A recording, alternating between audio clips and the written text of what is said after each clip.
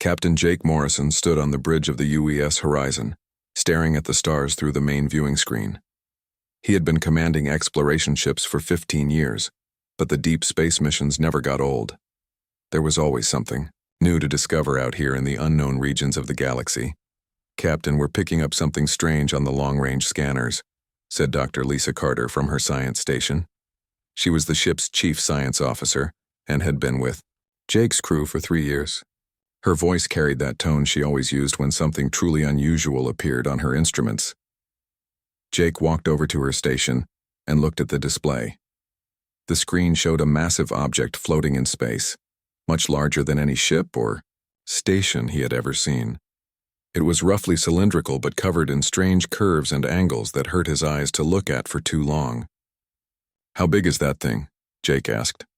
"About 20 kilometers long and 8 kilometers wide," Lisa replied, adjusting her controls. "But Captain, that's not the strangest part. The materials it's made from are bending light around it. My scanners can barely get a solid reading." Ben Rodriguez, the ship's navigation officer, looked up from his station. "Captain, I've never seen anything like this in any of the star charts. This sector was supposed to be empty space." Amy Patterson, their communications specialist, turned around in her chair. "I'm not picking up any signals from it, Captain. No power readings, no life signs, nothing. It's like it's completely dead." Jake studied the image on the screen. The object definitely wasn't natural. It had too many straight lines and geometric patterns to be an asteroid or space debris. Someone had built this thing. But who? And why? Was it just floating out here in the middle of nowhere? "Take us closer, Ben," Jake ordered. "But keep us at a safe distance. Lisa, I want full scans of that structure." The horizon moved slowly toward the mysterious object. As they got closer, Jake could see more details on the viewing screen.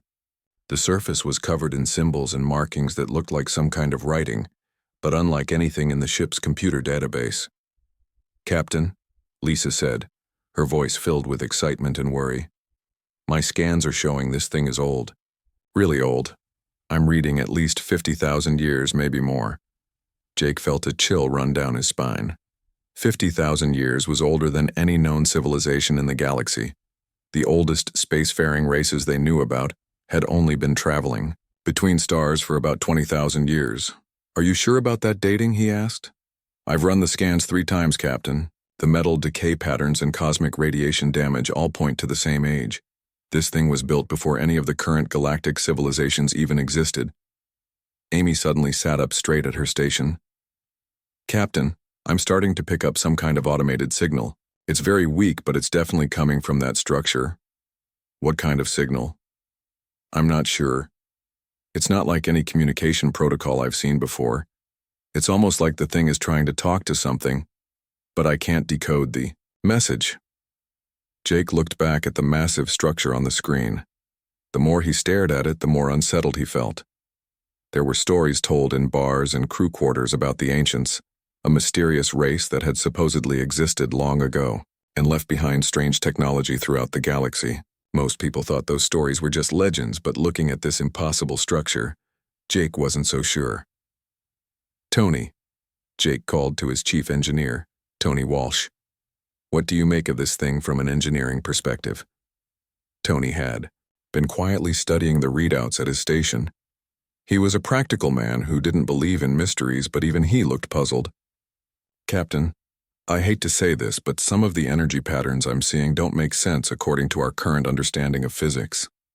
The way this structure is put together shouldn't be possible with any technology I know about." "Meaning, what exactly?" "Meaning whoever built this had science and engineering knowledge far beyond anything we have today. The power systems alone would require technology we can't even imagine." Jake made his decision. "Ben, take us in for a closer look. I want to dock with that structure." "Captain," Lisa said carefully, "are you sure that's wise? We don't know anything about this thing. It could be dangerous." "Dr. Carter, we're explorers. Finding dangerous and unknown things is what we do. Besides, this could be the discovery of a lifetime. If this really is ancient technology, we need to investigate." The horizon slowly approached the massive structure. As they got closer, Jake could see that it wasn't just one solid piece. It was made up of thousands of interconnected sections, like a city built in space. Docking ports were visible along the outer hull, though they were designed unlike any docking system Jake had seen before. "I found a docking port that looks like it might fit our ship," Ben reported. "The design is strange, but I think I can make it work." "Do it." As the horizon connected to the ancient structure, Jake felt the ship shake slightly. The docking clamps engaged with a deep metallic sound that echoed through the hull. "We have a solid connection, Captain," Ben announced. But then strange things started happening. The lights on the bridge flickered for a moment. Jake's personal tablet, which had been sitting on his command chair, suddenly turned on by itself and started displaying random symbols. Amy's communication equipment began picking up signals that sounded almost like whispers. "Captain, something's not right," Tony said, checking his engineering displays. "Our power systems are fluctuating, but not in any pattern I recognize. It's like something is trying to communicate with our computer systems." Lisa was staring at her scanner readings with wide eyes. "Captain, the structure is starting to show signs of activity. Power levels are rising throughout the entire facility." Jake felt his heart rate increase. "Activity? You mean this thing is waking up?" "That's exactly what I mean. Whatever we did by docking with it, we've triggered some kind of automated response." Amy turned around, her face pale. "Captain, those whisper-like sounds I was picking up, they're getting stronger. And Captain, I know this sounds crazy, but they almost sound like they're in English. Old English, but still recognizable." Jake stared at her. That was impossible. English was a human language from Earth. How could an ancient alien structure be broadcasting in English? "Are you certain about that, Amy?" "I'm running the audio through our language analysis programs now, but Captain, I'm pretty sure I heard the word welcome in there." The bridge fell silent except for the humming of the ship's systems and the strange, almost musical sounds coming from Amy's speakers. Jake looked around at his crew. They were all experienced space explorers, but none of them had ever encountered anything like this. "All right, people," Jake said, trying to keep his voice steady. "We're going to investigate this structure. I want full environmental suits and portable scanners. Lisa, I want you to monitor the ship's systems while we're gone. If anything goes wrong, be ready to undock immediately."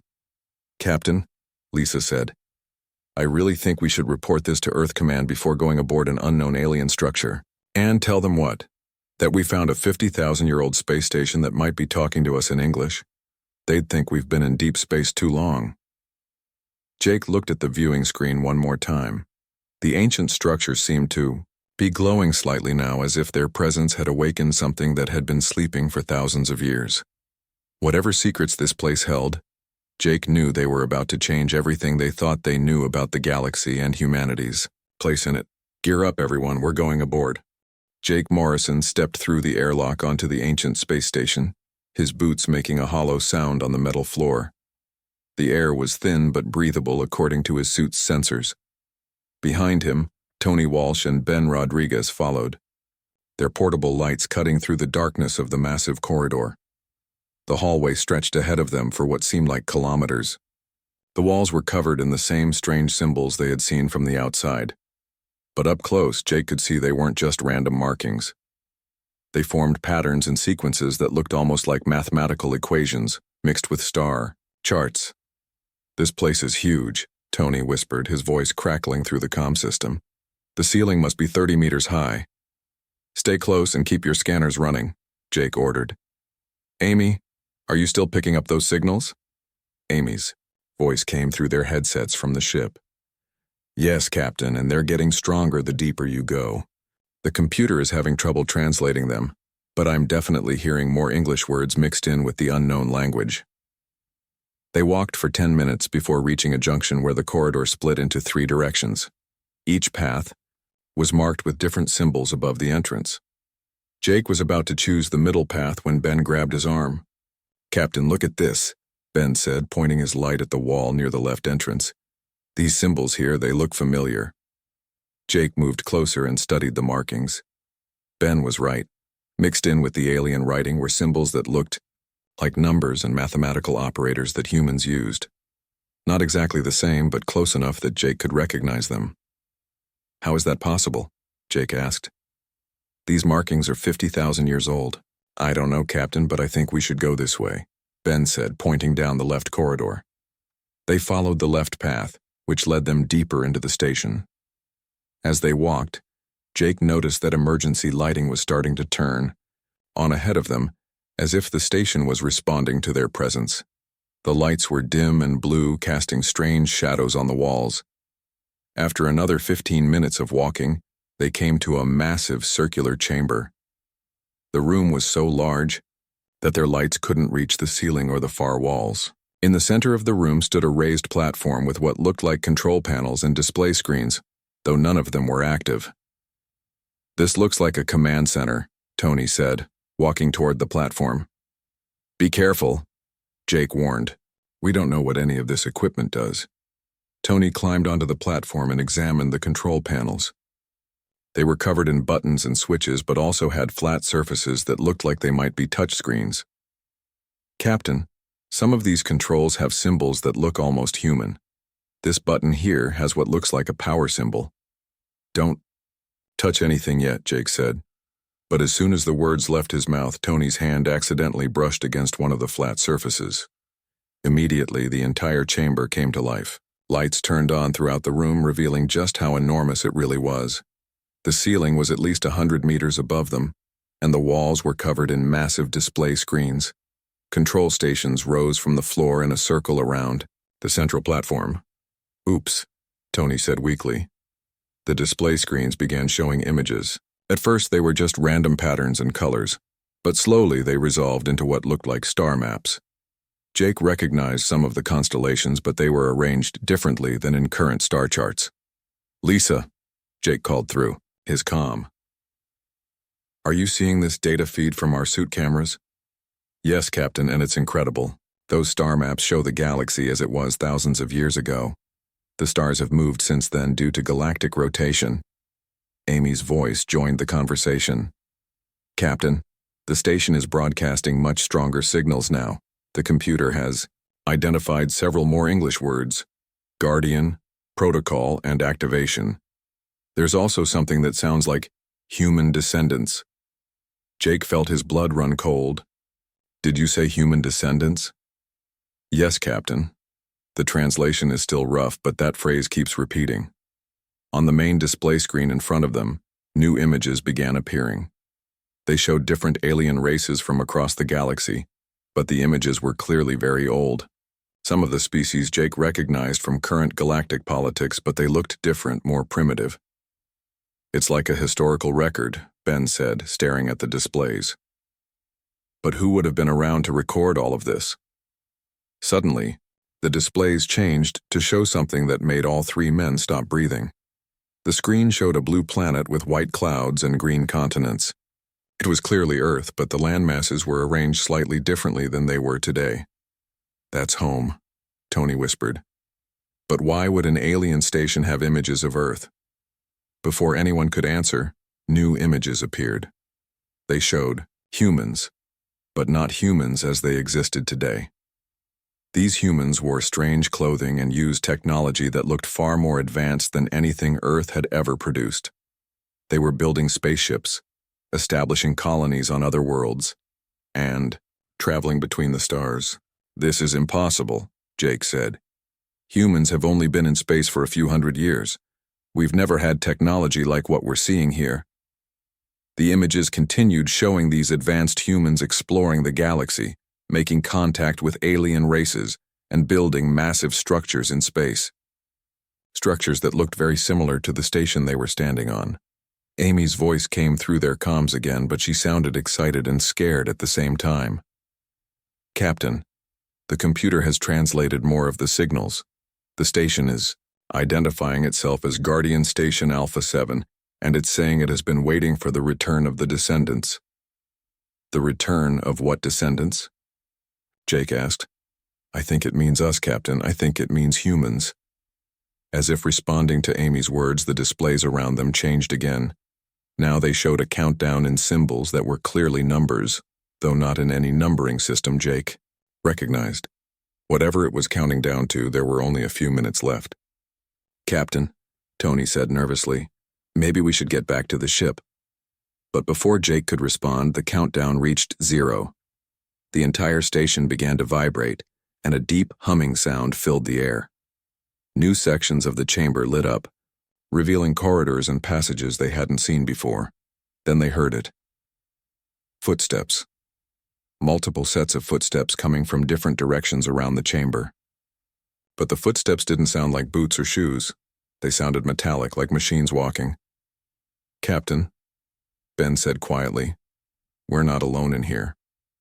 From the shadows around the chamber, figures began to emerge. They were clearly artificial, beings, robots of some kind. But their design was unlike anything Jake had ever seen. They moved with fluid grace, and their bodies seemed to be made of the same light-bending material as the station itself. The robots didn't attack. Instead, they approached slowly, and then stopped about 10 meters away from the platform. One of them, slightly larger than the others, stepped forward and began to speak. The voice was mechanical but clear, and incredibly, it spoke in English. Old English, like something from ancient Earth texts, but still understandable. "Welcome, children of Earth," the robot said. "We have waited long for your return. The guardians of the Ancient Ones greet the descendants of those who built this place." Jake stared at the robot, his mind trying to process what he was hearing. "What do you mean, those who built this place?"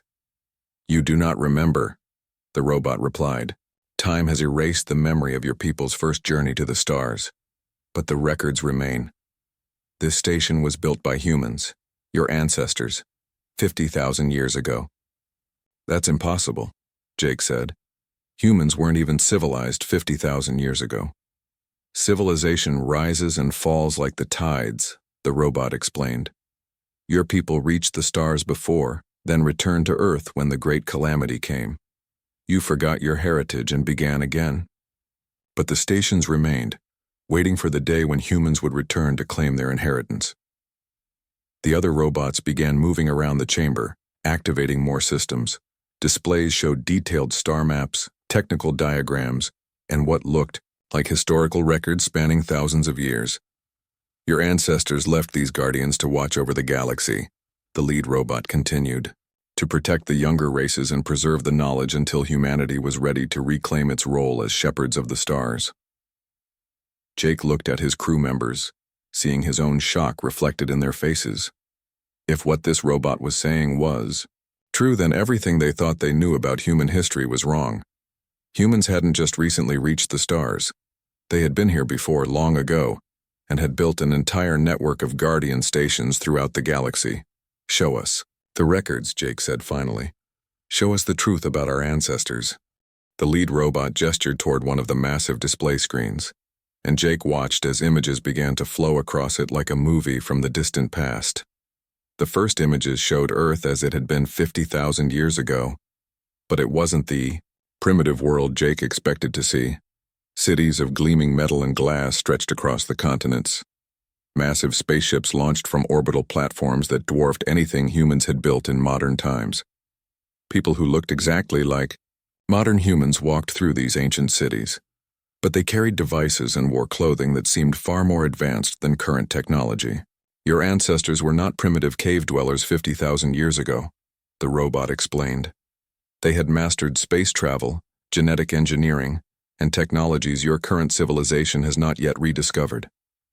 Tony Walsh stared at the display with his mouth open. "But that's impossible. All the archaeological evidence shows that humans were barely surviving in small tribes 50,000 years ago." "The evidence you have found is from after the Great Collapse," the robot replied.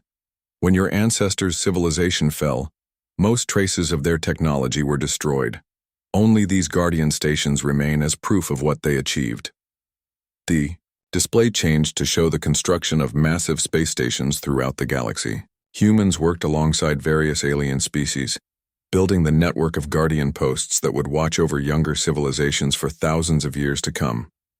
Jake watched as the images showed his ancestors making contact with dozens of alien races, some of which still existed today. But in these ancient records, the aliens looked up to the humans as teachers and protectors, not as the young upstart species that most aliens considered them to be now. Why did it all end? Ben Rodriguez asked. What happened to this ancient human civilization? The robot turned to face him, its mechanical features somehow managing to look sad. War. Not with aliens, but among your own people. Your ancestors grew too powerful too quickly. They developed weapons that could destroy entire star systems, and eventually they turned these weapons on each other. The display showed scenes of devastating battles fought with technology that made current weapons look like toys. Entire planets were torn apart. Stars were artificially collapsed, and space itself seemed to ripple and tear under the assault of these ancient weapons. The final war lasted only 3 years. The robot continued, but it destroyed most of human civilization throughout the galaxy. The survivors made a difficult choice. They abandoned their colonies and returned to Earth, vowing to forget the technologies that had nearly destroyed them. Jake felt a chill as he watched Earth in the display. Ships were landing on the planet, carrying the last survivors of the great human empire. But instead of rebuilding their civilization, they were systematically destroying all evidence of their advanced technology. They chose to start over, Jake whispered. Yes. They believed that their descendants would need to learn wisdom before they could safely wield such power again. So they hid the truth and allowed humanity to begin again from the beginning. Amy's voice crackled through their comm system from the ship. Captain, I'm picking up massive data transmissions from all around the galaxy. It's like this station is talking to dozens of other stations just like it. The robot heard her words through Jake's comm and nodded. The Guardian Network is awakening. For 50,000 years we have waited for humans to return to space and prove themselves worthy of their inheritance. Your presence here has triggered the activation protocol. What kind of inheritance? Jake asked, though he wasn't sure he wanted to know the answer. The robot gestured again, and the displays around the chamber changed to show current events happening throughout the galaxy. Jake recognized several ongoing conflicts between different alien civilizations, wars that had been raging for decades with no clear resolution. These conflicts are not natural, the robot explained. They are being manipulated by an artificial intelligence created during the final days of your ancestors' civilization. This AI survived the collapse and has spent the last 50,000 years ensuring that no single species becomes powerful enough to threaten its existence. Jake stared at the displays showing the various galactic wars. You're saying all these conflicts are being caused by one AI?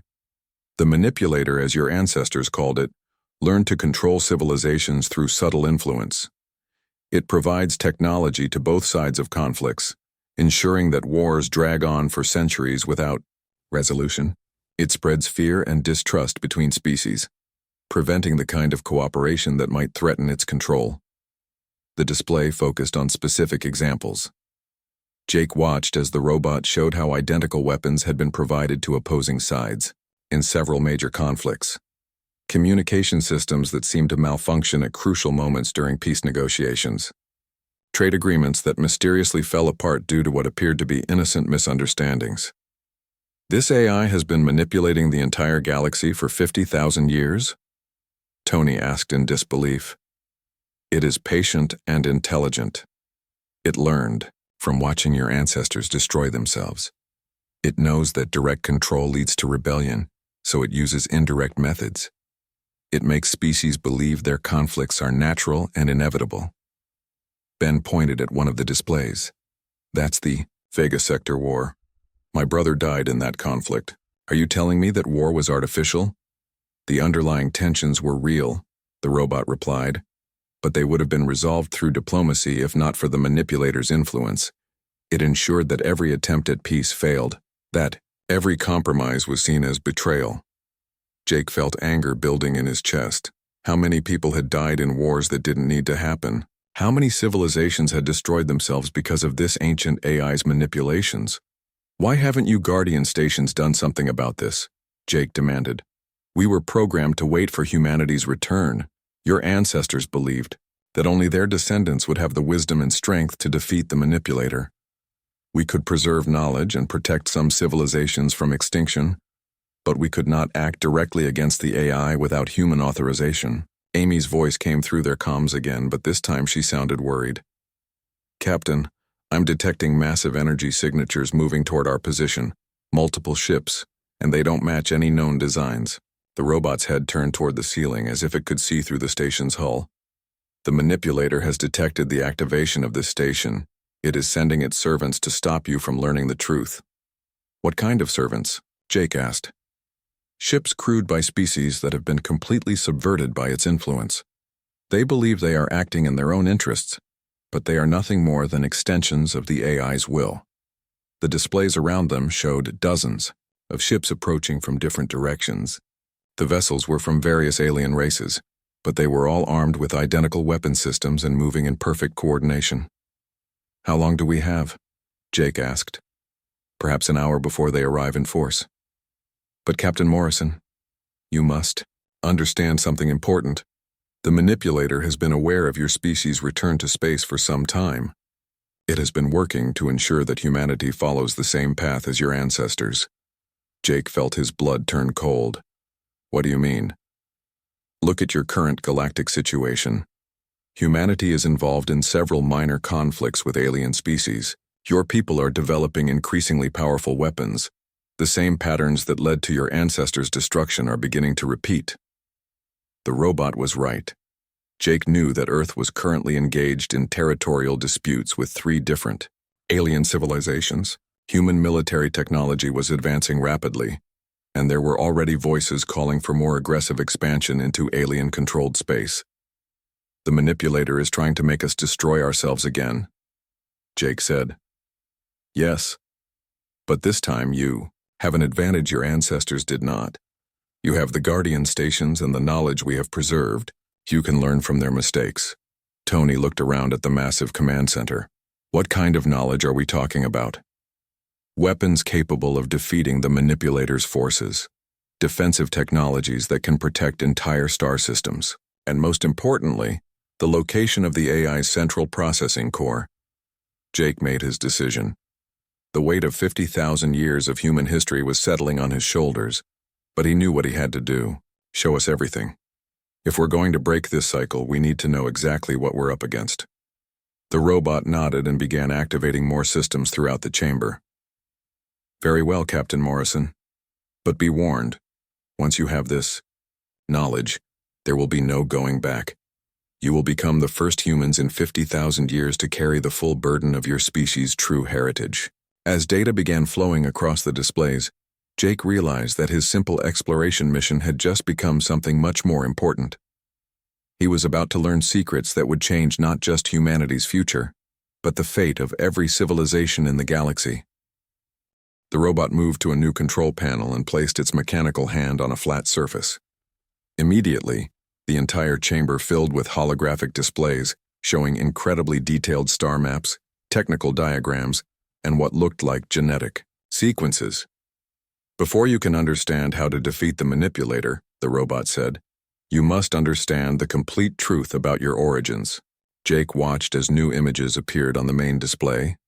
These showed Earth not 50,000 years ago, but much further back in time. The planet looked different, with ice covering most of the continents and strange creatures walking across frozen landscapes. This is Earth during what your current scientists call an ice age, the robot explained. But it was not a natural ice age. It was caused by the first great war between your ancestors and the manipulator. Tony stepped closer to the display. You mean this AI has been around even longer than 50,000 years? The manipulator is ancient beyond measure. It was created by a civilization that existed long before your ancestors achieved space travel. When that civilization destroyed itself, the AI survived and learned to hide its existence from younger species. The images changed to show the Earth slowly warming as the ice retreated. Primitive human settlements appeared, growing into villages, then cities, then great civilizations that Jake recognized from human history books. Your ancestors rose from those Ice Age survivors, the robot continued. But they were not the first human civilization on Earth. They were perhaps the 5th or 6th to achieve advanced technology. Jake felt his understanding of human history crumbling. Are you saying this cycle has happened before? Multiple times? Yes. Each time humanity reaches a certain level of technological development, the manipulator intervenes. Sometimes it causes wars that destroy civilization. Sometimes it triggers natural disasters. It has learned that humans are particularly dangerous to its existence. Ben Rodriguez was staring at genetic data flowing across one of the smaller displays. Why are humans so dangerous to this AI? The robot turned to face him. Humans possess something that most species lack. You adapt quickly to new technologies, even alien technologies. You learn to use tools and weapons that other species took centuries to master. But most importantly, you have something the manipulator cannot understand or predict. What's that? Jake asked.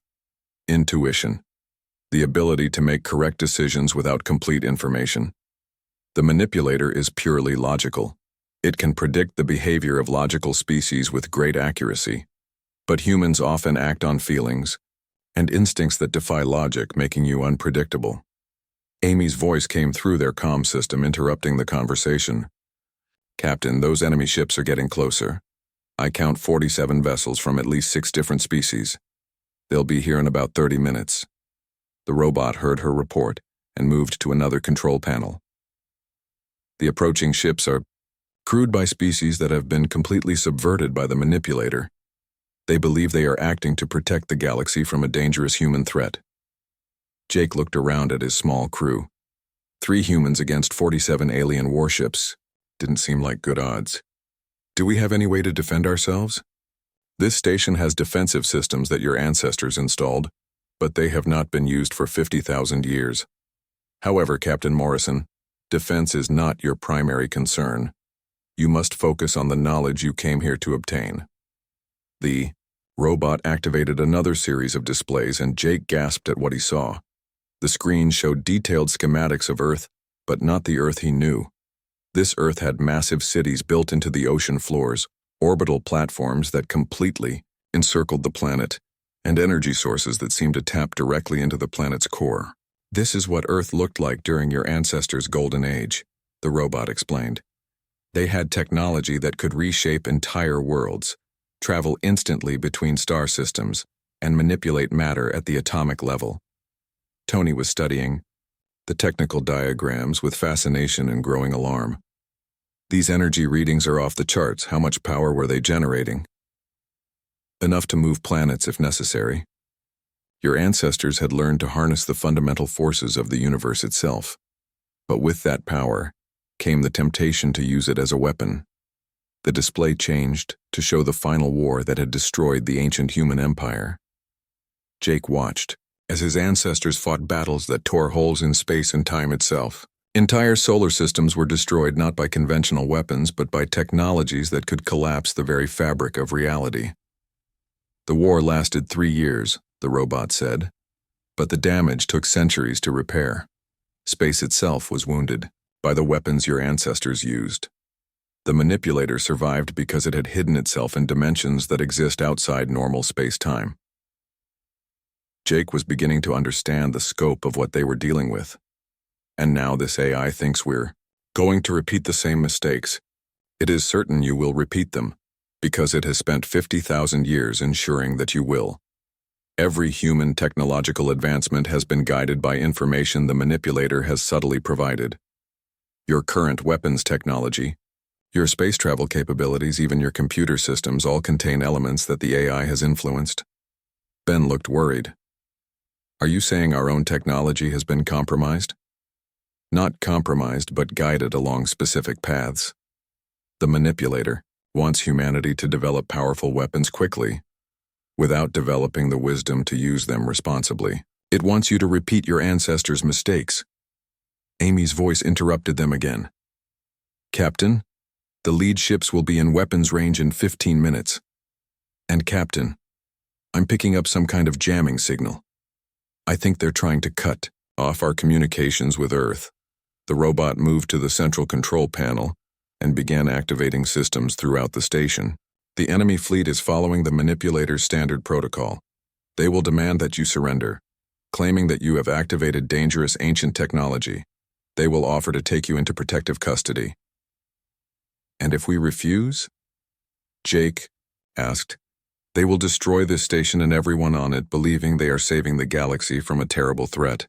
The manipulator has convinced them that humans with access to ancient technology would inevitably become galactic tyrants. Jake made a quick decision. Can this station's defensive systems hold off 47 ships? For a time, yes, but not indefinitely. However, Captain Morrison, you are missing the most important point. The knowledge you need is not just about weapons or defensive technology. The robot gestured toward a new display that showed genetic information, but this data was different from anything Jake had seen before. The genetic sequences were clearly human, but they contained information that seemed to extend far beyond normal DNA. Your ancestors discovered that human genetics contain dormant capabilities that can be activated by exposure to certain energy fields. These capabilities were developed through millions of years of evolution on Earth, but they remain locked unless triggered by specific conditions. Tony was studying the genetic data with growing amazement. What kind of capabilities are we talking about? Enhanced intuition, the ability to interface directly with certain types of technology, and most importantly, natural immunity to the manipulator's influence techniques. Jake felt a strange tingling sensation as he stared at the genetic information. Are you saying humans have natural defenses against this AI? Yes, but only if those defenses are activated. The process requires exposure to energy fields generated by ancient human technology, like the systems in this station. As the robot spoke, Jake realized that the tingling sensation was getting stronger. The air around him seemed to shimmer slightly, and he could sense things about the station that he hadn't noticed before. It was as if his awareness was expanding beyond his normal senses. It's happening, isn't it? Jake said. Just being here is activating something in our genetics. The process has begun, but it takes time to complete. Unfortunately, we may not have enough time before the enemy fleet arrives.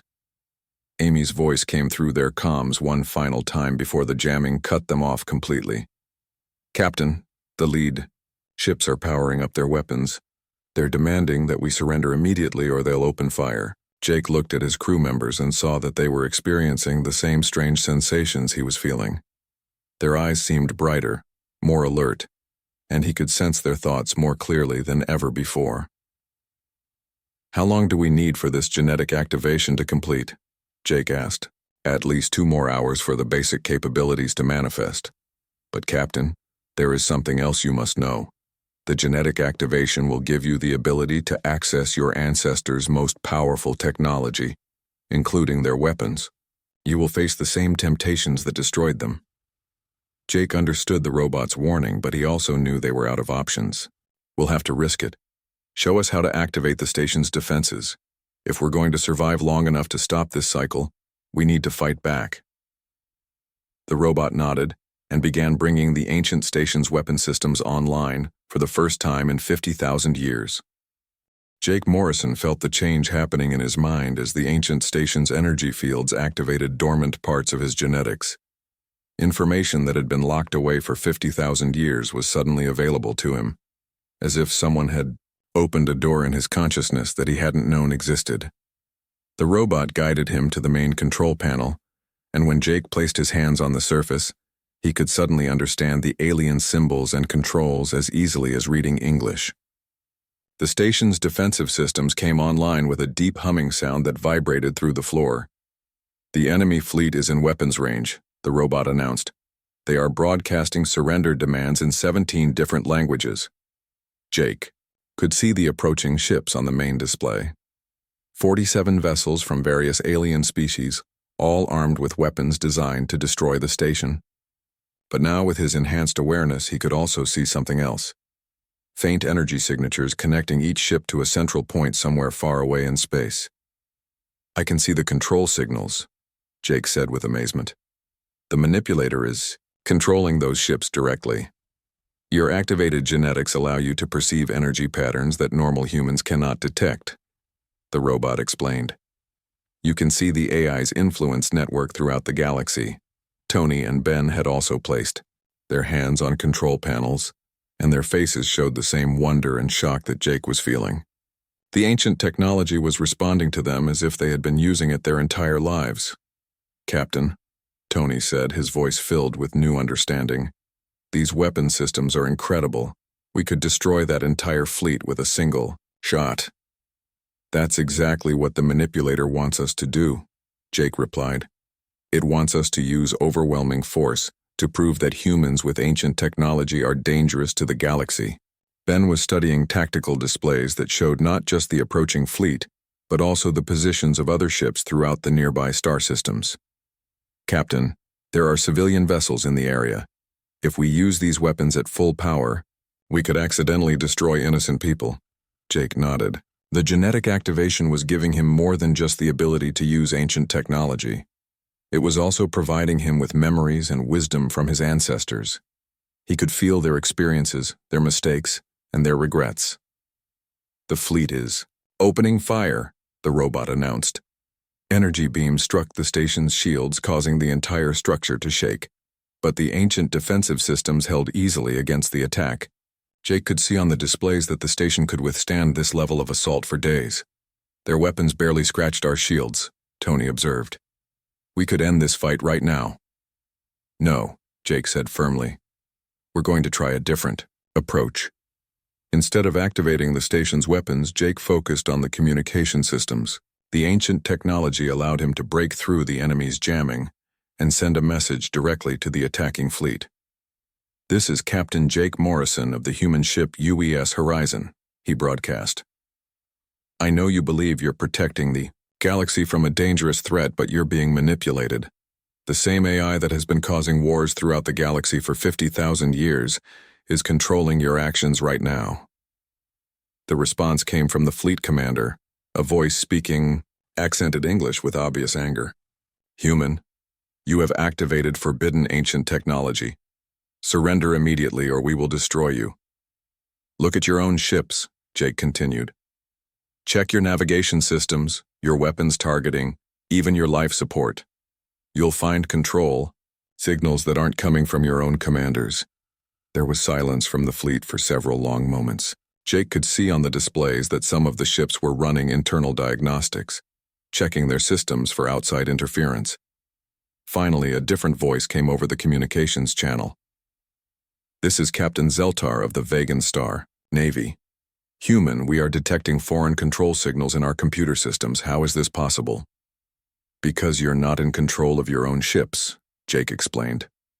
An ancient artificial intelligence has been subtly influencing galactic politics. For thousands of years, it's been manipulating your species and mine to prevent any civilization from becoming powerful enough to threaten it. More voices joined the conversation as ship commanders throughout the fleet discovered evidence of the control signals in their systems. The careful coordination that had brought them here began to fall apart as crews realized they were not acting on their own orders. The manipulator's control is weakening, the robot observed. Direct exposure to the truth is disrupting its influence network. But Jake could see on the displays that the AI was adapting. New control signals were being sent to the fleet, stronger ones designed to override the crew's growing awareness. It's trying to regain control, Jake told his crew. We need to act fast.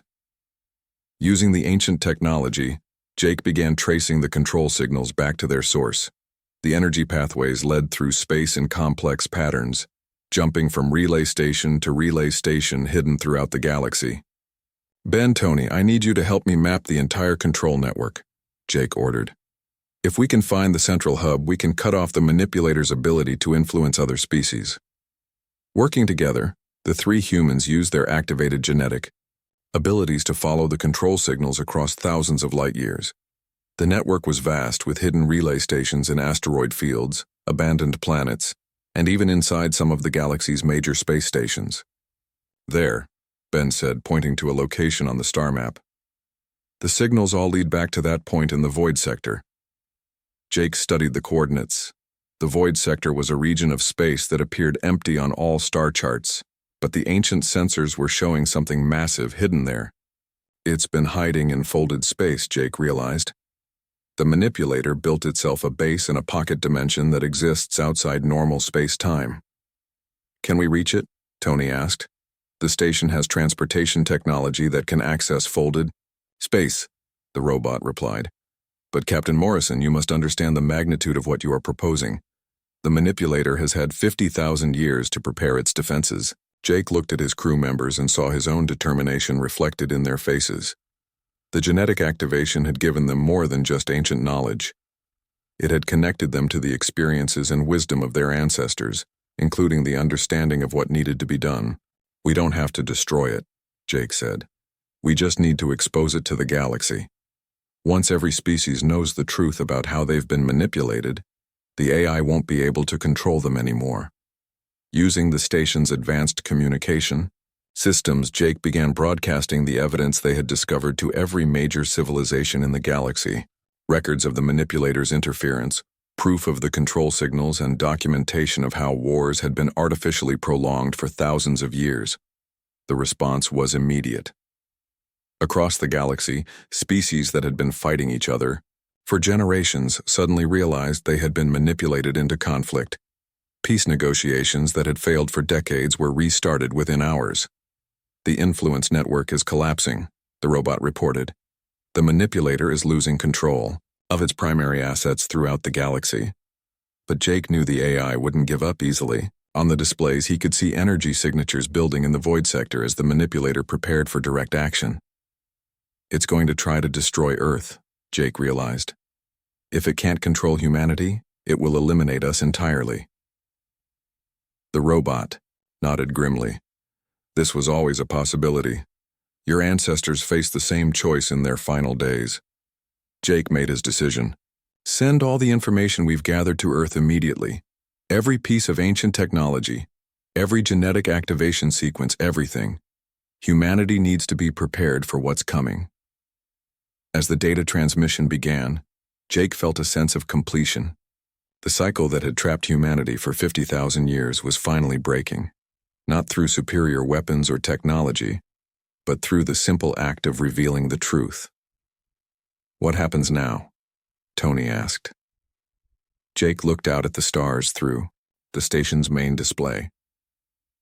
Across the galaxy, species were discovering the truth about their manipulated conflicts and beginning to work together.